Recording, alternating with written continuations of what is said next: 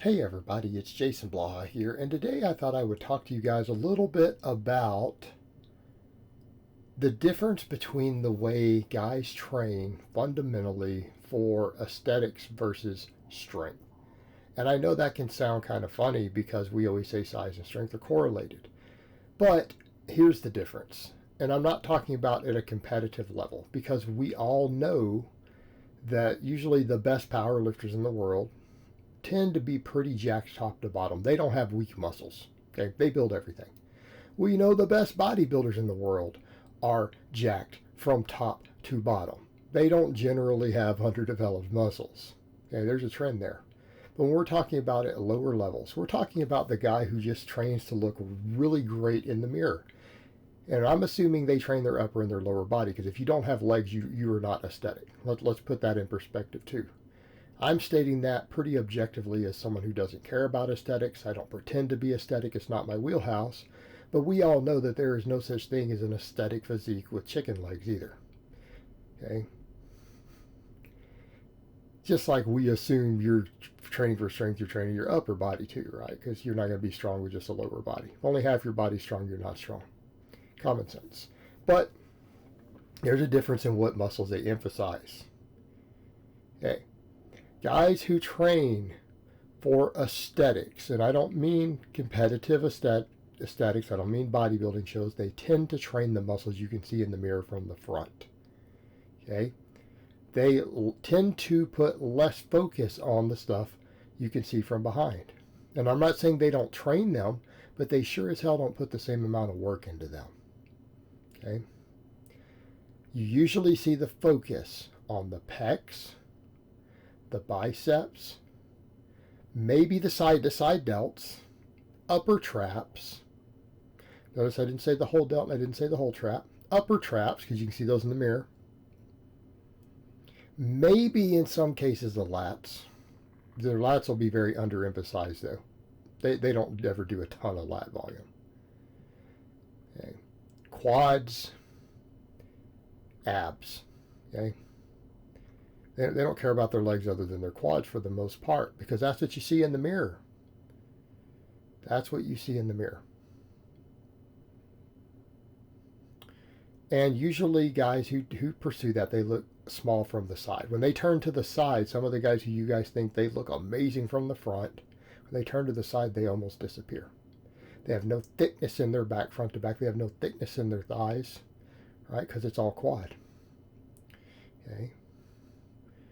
These people are also predisposed to injuries, and they oftentimes are not strong for their size. Those are the people, when we say, oh, size equals strength, people say, but that guy, he looks big, he looks big and jacked from the front. Okay, he looks big and jacked from the front. He's weak because half the muscles in his body are underdeveloped because size equals strength, and some muscles matter more than others for a lot of your classic lifts. Okay. Common sense. But they look good from the front. It's pecs, side delts, biceps, traps, and probably their brachialis and everything too, because that'll make their arm look wider from the front. Quads, right? They usually have quads. Even if they don't have anything else in their leg, they got quads most of the time. Might not be massive, but they've got them. Okay, that's the guys who train for aesthetics. That's the difference. Right, what about guys who just want to get strong and don't care at all about how they look? Well, where do they put their focus? Right? How about the entire back? Lats to some extent, obviously care about lats, but upper back gets a lot of focus. What do we mean by upper back? Well, we mean the upper trap up there too. There's going to be some overlap. The mid trap, the lower trap, the thoracic erectors, the spinal erectors, forearms, triceps, glutes, and hamstrings. Because actually you're going to find with that there's a lot of coaches who have taught for a very long time that the pecs aren't as important for the bench press. And we're not saying that the pecs don't matter. Okay, let me come back over and say that again. And I'm not talking about an elite bench press either. We're just talking about getting really strong at the bench. Okay, the benching alone, for most guys, again, they're not trying to get to an elite bench press. They just want a good, real strong bench press. Maybe just want to compete at a, regional level, win at the regional level in something like powerlifting. Right? They just want a good bench. They oftentimes don't do a lot of pec work outside of just the benching, because the bench will build their pecs enough to bench usually. They focus on all the other muscles, the triceps, the upper back. The upper back means the rear delts, the lats to some extent, obviously, traps, rhomboids, yeah, all that stuff. Put a lot of focus on that, and the triceps. Triceps get usually a ton of work for guys chasing a big bench. And it's because they can be a major limiting factor, and the bench press itself doesn't work the triceps to their maximum extent. And that might sound ironic, but it's true. Right? Your triceps can very much be a massive limiting factor in your bench, even though the triceps don't get full activation on the bench press. Right? Because they can be the weak link in the chain when the pecs are stronger. All right, so you see that. What about the other muscles we're talking about? Glutes, hamstrings, hips. Why? Because a lot of times those are oftentimes a bigger limiting factor on your squat. In other words, what we find for guys who do a fair amount of squatting already, their quads probably, not always, most people understand there are exceptions to these rules. Their quads usually get big enough from their squatting to squat about as much as they want to squat. They tend to get limited by the other go muscles, the hamstrings, glutes, hips. And we tend to, for powerlifting purposes, we tend to use squats that allow us to bring those muscles in more. Okay? Doesn't mean the quads get worked less.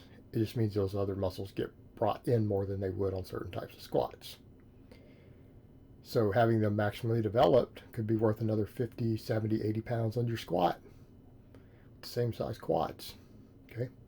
Put a lot of focus on that. What about the deadlifting? Well, all the other muscles affect the deadlift. It's the most important muscles in your deadlift.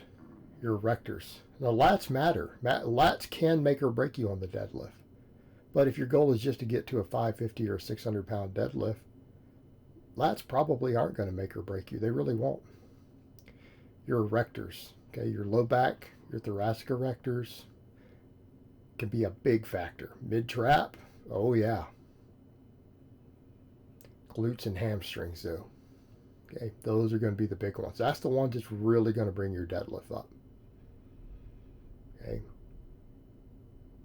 Your erectors, your glutes, and your hamstrings, that's the real money. That's where you're going to get most of your deadlift strength. Other muscles matter. That's where most of it's going to come from. 90% of it. So for guys who are just chasing big lifts, they tend to work the muscles. So they all have in common. They put a bigger emphasis on the muscles you see from behind. Now, is this again to say that the guys who are training for strength don't train their pecs or quads at all, or even their biceps? No, we're not saying that at all. We're not saying that at all.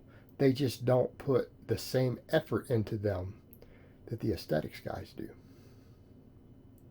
By that same token, the guys chasing aesthetics, do they really put that much work in their back? They usually don't. Like, if you look at their total back volume and workloads, it really isn't. Even for things like lats and stuff, they might have good lats.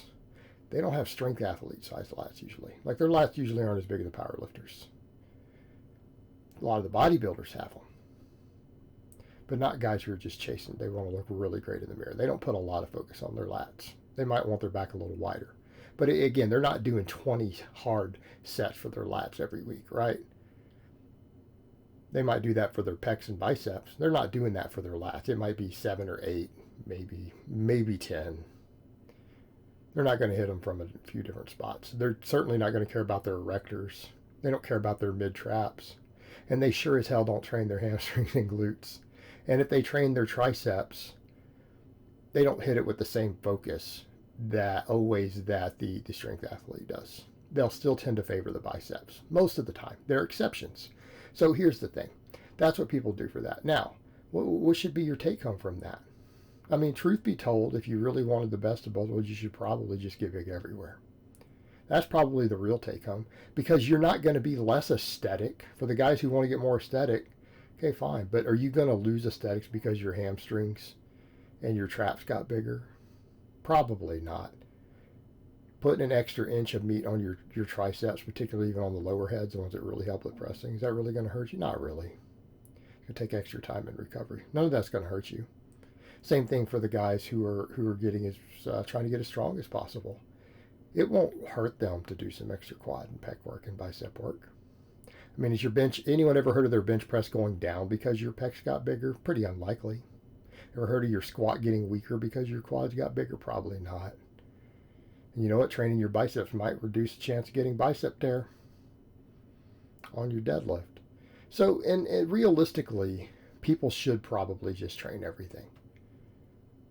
Realistically, if your life allows for it, you should train everything. You're still probably going to put a heavier focus on your weaklings and what you need more. But you should go ahead and train everything instead of being that to the extreme that some people are. But that's the general trend, and that's the reason for it. It's not that people wouldn't get the same results if they put everything into everything equally. It's just that you get more strength to your big lifts out of certain muscles more than others. If you focus on them, and you get more of your aesthetics and your look, particularly from the front, where you can see in the mirror, by focusing on certain muscles more than others. And it really is that simple. All right, guys, but that's really all I have to say on that today. I hope it's been informative, and I will talk to you guys next time.